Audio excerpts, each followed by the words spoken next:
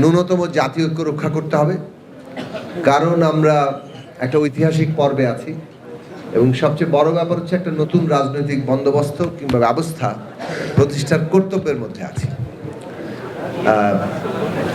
আবার গণতন্ত্র মানেই তো প্রতিযোগিতা, প্রতিদ্বন্দ্বিতা, বিরোধ, তো সেটাও থাকবে, সেটা চলছে, কিন্তু সেটা এখন যে রূপ নিচ্ছে, একটা বন্দোবস্ত, একটা নিয়ম, ক্ষমতা পরিচালনার নতুন নিয়ম, সেটা প্রতিষ্ঠিত হওয়ার আগেই আমরা আবার যাতে বেশি বিরোধে জড়িয়ে না পড়ি, সেই দিকটা আমাদের খেয়াল রাখা দরকার। আজকে 6 মাস পরে এসে এই কর্তব্য ভুলে গেলে মনে হয় ঠিক হবে না, কারণ এই কর্তব্যের কথাগুলোই আমরা আলাদা আলাদাভাবে বলেছি। 22 সাল থেকে আমরা একসাথে বলা শুরু করেছি, অন্তত যুগপৎ আন্দোলনে আমরা যারা এসেছি তারা এই কর্তব্যের কথা বলেছি যে বাংলাদেশের যে বিদ্যমান রাজনৈতিক ব্যবস্থা, শেখ হাসিনা এটাকে যে জায়গায় নিয়ে এসেছেন, এটা একটা স্বৈরতান্ত্রিকই কেবল নয়, স্বৈরতান্ত্রিক তো এটা কাঠামোগতভাবেই, সাংবিধানিকভাবেই এইটাকে ব্যবহার করে তাকে একটা কর্তৃত্ববাদী ফ্যাসিস্ট ব্যবস্থায় তিনি পরিণত করেছেন। কাজে এই ব্যবস্থার অধীনে আর একটা সুষ্ঠু নির্বাচন হবে না, এই দেশের মানুষের কোনো নিরাপত্তা থাকবে না এবং এখানে বিরোধী মত বলে কিছু থাকবে না। এটা কার্যত একটা একদলীয় শাসন।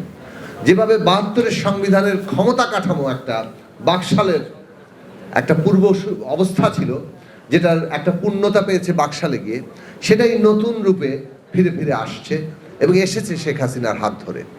এই কথাগুলো বলার সময় কিন্তু আমরা কেউ কম বলিনি, বরং আরো বেশি করে বলেছেন সুব্রত দাও, আরো জোরে জোরে বলেছেন।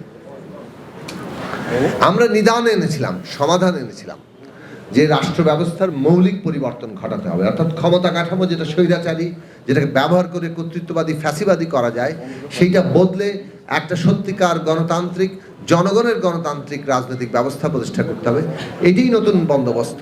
নতুন বন্দোবস্ত মানে এই দেশের ক্ষমতা, রাজনীতি কিভাবে পরিচালিত হবে, এবং সেটা যেহেতু সমস্ত আর্থ সামাজিক প্রেক্ষাপটকে, বুনটকে প্রভাবিত করে, সেইটা কিভাবে চলবে। কাজে এই জায়গাতে আমাদের ন্যূনতম যে ঐক্যের জায়গায় এসেছিল যুগপৎ আন্দোলনে, আমরা একটা ঐক্য তৈরি করার চেষ্টা করেছিলাম। আমরা এর মানে এই নয় যে আমরা সব বিষয়ে একমত হয়ে গেছিলাম। আমরা 31 দফায় ঐক্যমত্য হওয়ার চেষ্টা করেছিলাম, সেখানেও আমাদের সবগুলো পয়েন্টে একমত হয়নি, যে কারণে আমাদের কিছু দ্বিমত সত্ত্বেও 31 দফা যার যার অবস্থান থেকে প্রকাশ করার সিদ্ধান্ত হয়েছিল, সেভাবে আমরা প্রকাশ করেছিলাম।